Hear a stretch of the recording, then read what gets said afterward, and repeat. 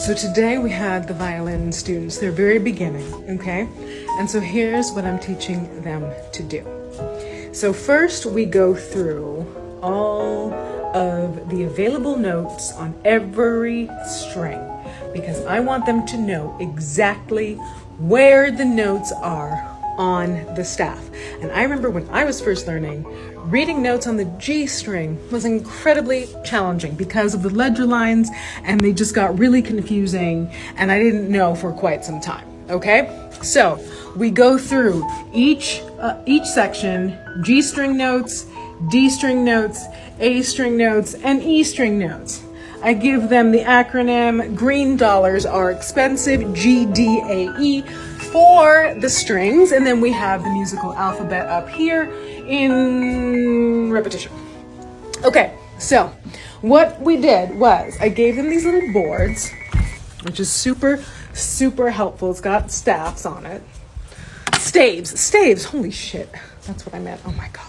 So then what I said was find all of the G's, for example, on the staff. So then they went through the whole thing and found all the G's, and then once they all knew where all the G's were, I said, now you have to tell me on which string are all these G's and what finger is going to play them. By the end, these kids were so invested in trying to find this out and enjoying this game and knowing where all the notes were and which fingers were to play each of these notes. One of the kids, who is kind of a troublemaker, he said, you know, I thought this was going to be boring at first, but it's actually really fun. And I find that when I behave,